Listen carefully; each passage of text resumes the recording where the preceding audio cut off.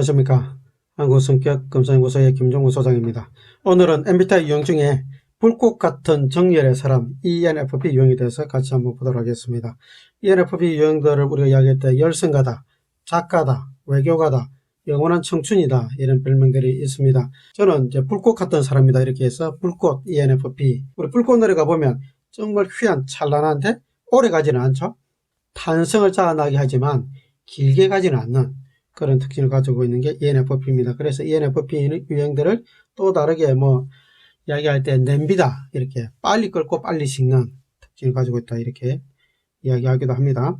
ENFP 유형은 여기서 영원한 청춘이라고 표현하는데 또 다르게 이야기하면 사춘기를 죽을 때까지 유지하는 유형이다 이렇게 이야기하기도 합니다. 우리가 사춘기 시절을 생각해보면 질풍노도의 모습도 있고 어디로 튈지 모르는 에너지가 과다하게 분출되는 그런 모습이 있지 않습니까?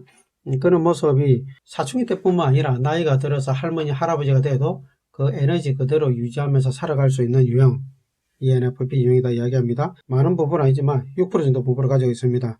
ENFP 유형들의 그런 에너지 때문에 신선하고 때로는 기발하고 재밌어 보이고 생기발랄한 모습을 가지고 있습니다.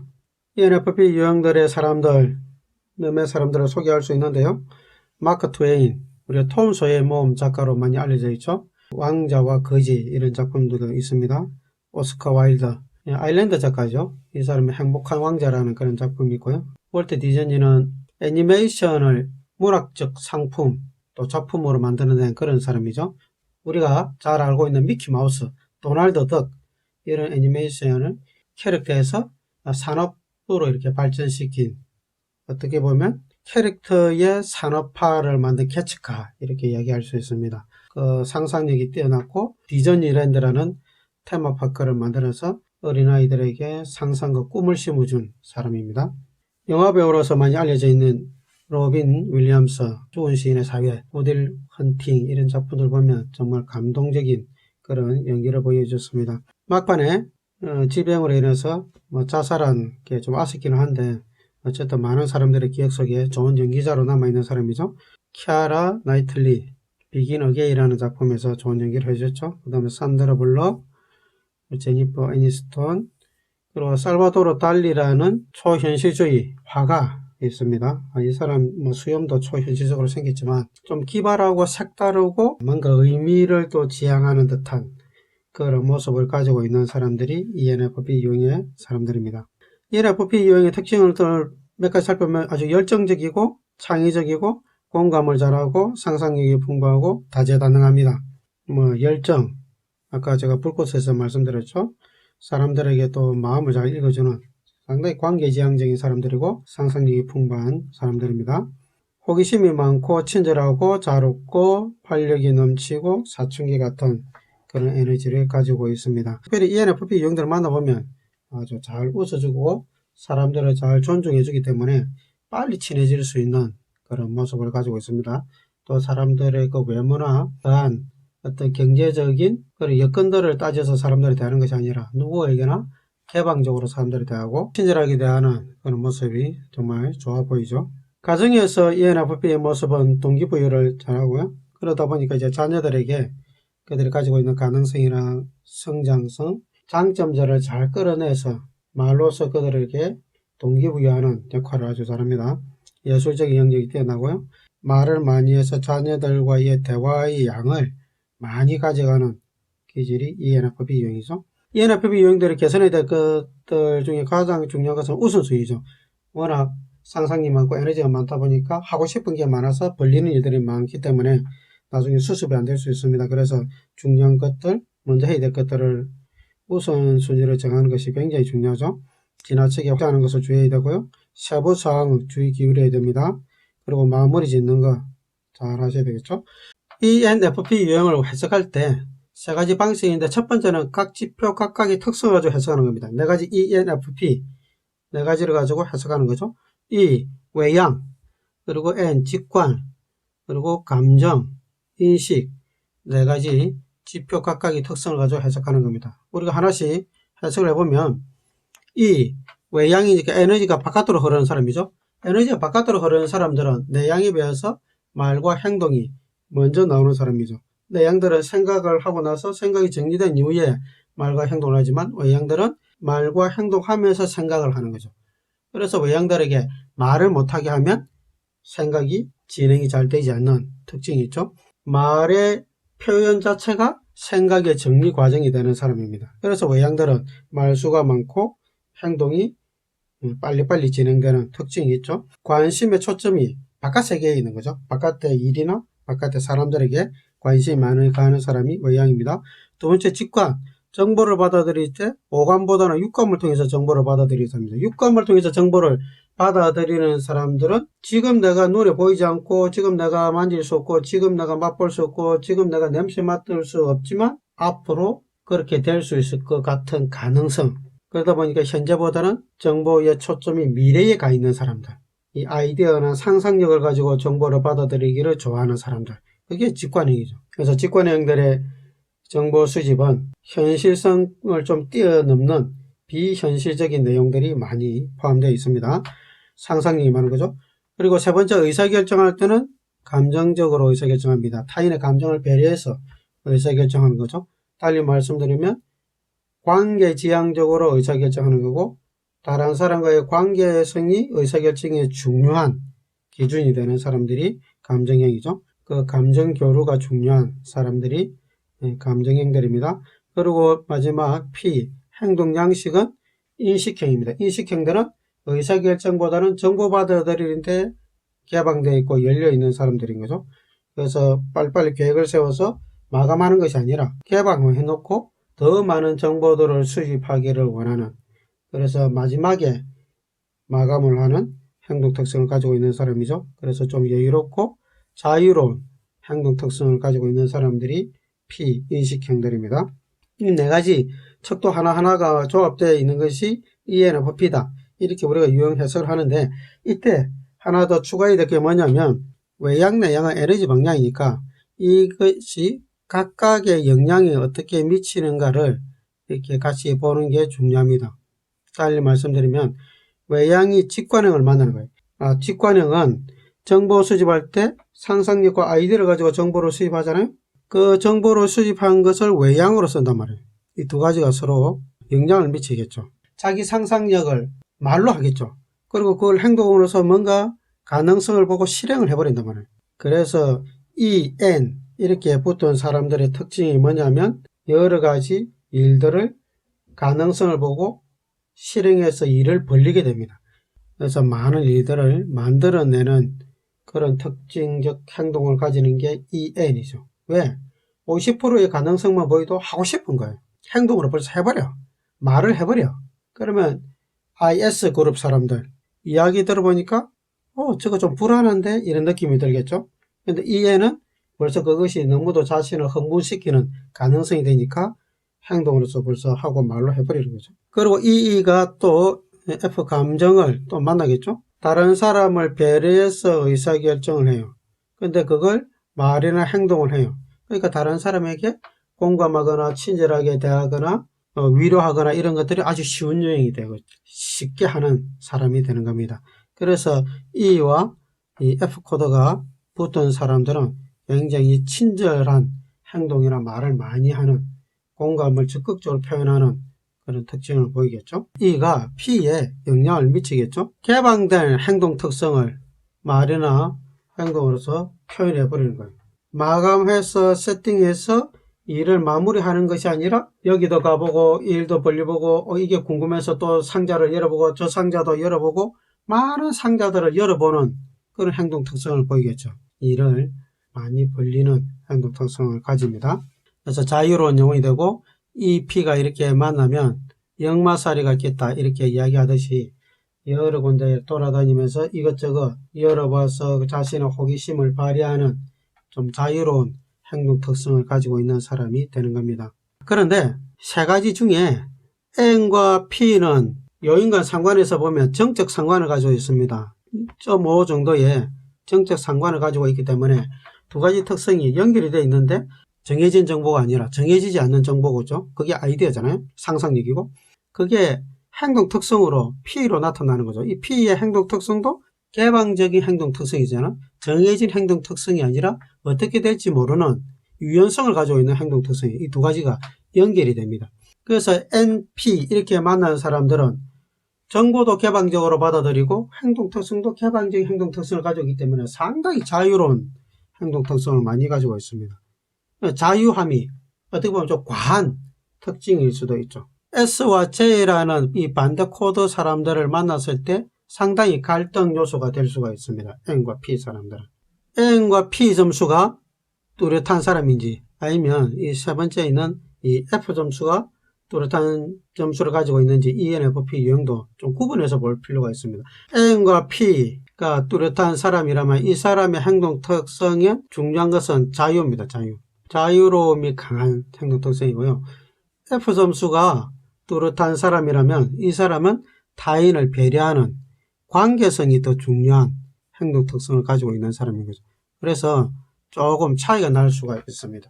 그래서 나는 ENFP지만 N이나 P 점수가 뚜렷한 사람인지 아니면 F 점수가 뚜렷한 사람인지에 따라서 좀 달라질 수 있다. 이렇게 보는 것이 좋습니다. 그 다음 이제 두 번째 해석 방법은 주기능과 열등 기능을 가지고 이제 해석하는 건데요.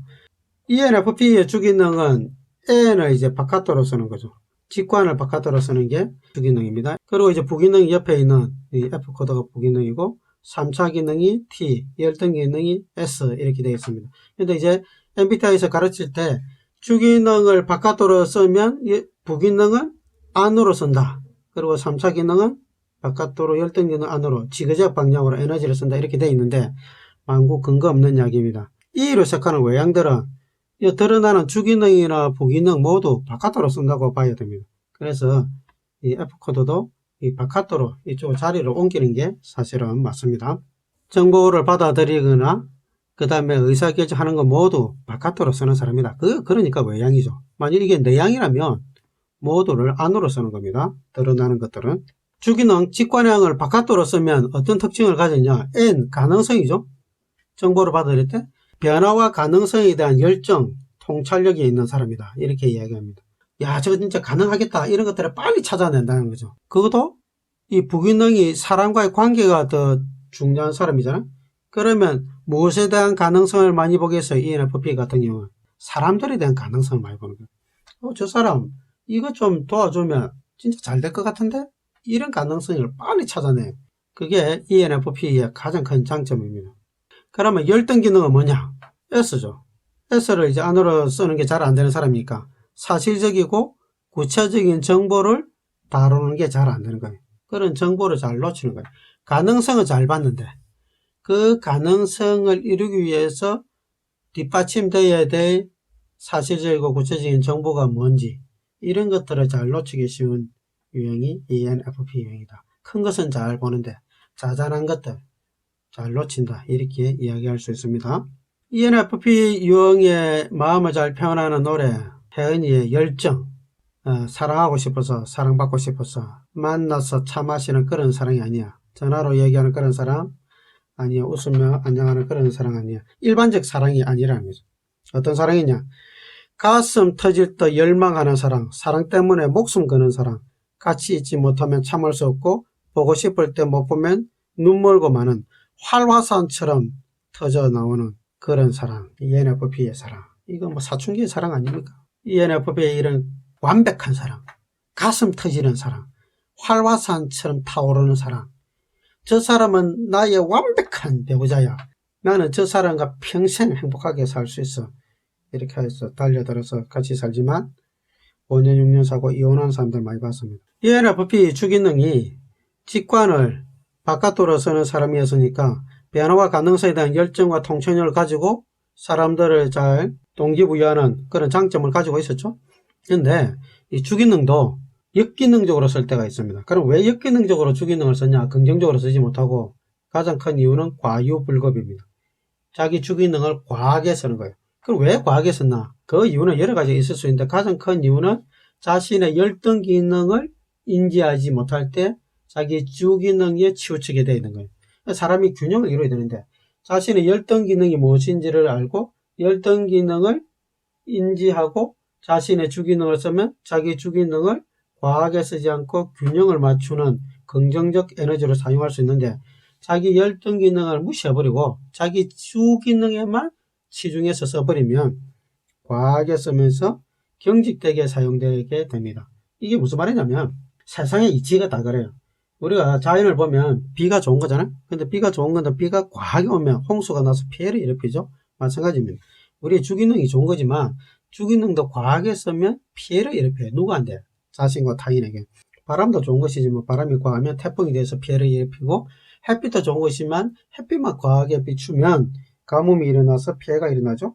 우리 몸의 인체도 면역력이 있는데 면역력이 과하게 발휘가 되면 정상세포를 죽여서 불치병이 일어나잖아요. 똑같습니다. 우리의 주기능도 과하게 사용하면 역기능이 일어나는데, 특별히 변화와 가능성을 추구하는 것들을 과하게 사용해버리면 자신의 비전을 타인에게 강요하거나 맹목적으로 주장하는 그런 사람이 되어버립니다. 나의 비전, 나의 가능성이 맞다, 틀림없다 이렇게 하면서 다른 사람들에게 강요하고 맹목적으로 주장해서 이 열등 기능을 주기능으로서는 ISTJ나 ISFJ 이런 사람들에게 너무 강하게 어필해서 그들이 이야기하는 이 구체적인 정보를 무시하고 안 받아들이는 그런 사람이 되어버리는 거죠. 세 번째 방법은 태도지표를 가지고 해석하는 겁니다. 태도지표라는 것은 첫 번째와 마지막 코드죠. E와 P. 융의 이론은 심리적 기능 이론이다 이렇게 이야기합니다. 심리적 기능이라는 것은 여기 인식 기능과 세 번째 판단 기능, 이 두 가지를 이야기하는 거죠. 이 마지막 코드 P 내지는 J 코드는 마이어스 모녀가 추가한 거죠. 융의 이론은 여기까지입니다. 이 세 개, 이것이 융의 이론인데 마지막 P는 마이어스 모녀가 추가한 건데, 그럼 마이어스 모녀는 왜 융의 이론을 가지고 검사지를 만들면서 JP 코드를 추가했냐? 융의 이론을 접하기 전에 20년 정도 사람들의 유형 관찰을 했어요. 그렇게 해서 만든 유형 중에 JP 코드에 해당하는 사람들의 행동 특성을 봤거든요. 결국 뭐냐면 마이어스 모녀가 관찰해서 눈으로 확인했던 JP 코드는 행동 특성이에요. 융의 이론은 심리 유형 이론이고, 심리라는 것은 마음이잖아요. 겉으로 드러나는 것이 아니라 행동을 만드는 마음의 상태를 융이 분석한 거거든요. 그래서 분석 심리학입니다. P, 자유롭게 사는 그런 사람이죠. E와 P가 만났을 때 드러나는 것은 활동이죠. 한 곳에 마감해서 머무는 것이 아니라 에너지를 가지고 끊임없이 나아가는 거죠. 이것도 한번 해보고 저것도 한번 해보고 또 이것도 해보고 또 저것도 해보고 또 여기도 해보고 저기도 해보고 이런 것들을 많이 해보는 호기심을 가지고 저 상자는 뭐가 들었냐 열어보고 이 상자가 뭐가 들었냐 이렇게 열어보는 활동이 많은, 특히 초등학교 유치원 다닐 때 애들이 가만히 자리에 앉아있지 못하고 계속 일어나서 움직이고 쫓아다니기 때문에 과잉 행동 장애가 있다, 뭐 이렇게 진단하는 사람들도 있습니다. 선호하는 직업들 보면 배우, 기자, 정치가, 교사, 작가, 변호사 사람들이 많은데, 특별히 이제 작가들 중에 아주 많이 있는 유형이 ENFP 유형이죠. 교사들 중에서는 언어나 예술 쪽 교사들이 많이 있습니다. 자, ENFP 유형에 대해서 같이 한번 봤는데요. 한 가지 마지막 조언을 한다면 완벽한 사랑은 존재하지 않는다. 왜 이런 이야기를 제가 하느냐면 ENFP 유형들이 관계의 완벽성에 대한 욕심이 있거든요. 관계에서 우리가 완벽해질 수는 없죠. 내가 아무리 사랑해도 나의 모든 것을 다 주어도 다른 사람이 내 사랑을 온전히 받아들이지도 않거니와 또 그 사람이 내가 준 사랑을 되돌려 주지도 않죠. 그래서 나중에 지쳐서 별거 아닌 일로 나 더 이상 이 사람과 같이 살지 못해. 근데 그 헤어질 때 보면 특별한 이유가 있는 것도 아니에요. 들어보면 아무 이유도 없어. 근데 그 마음속에 많은 것들이 의미 부여를 해버린 거죠. 달리 이야기하면 가능성을 부정적으로 가져가면 작은 가능성을 크게 확대해서 해석해 버립니다. 좋을 때는 작은 가능성도 크게 해석해서 이 사람이 완벽하게 보였지만 나중에 좋지 않을 때는 작은 가능성의 흠도 아주 크게 보여서 도대체 같이 살 수 없는 그런 존재로 느낍니다. 처음부터 완벽한 사랑은 존재하지 않는다. 나도 완벽하지 않거니와 내 배우자도 완벽하지 않다는 것을 인지하고 그냥 사랑하면서 그냥 사세요. 그냥. 오늘은 ENFP 유형에 대해서 같이 봤습니다. 감사합니다.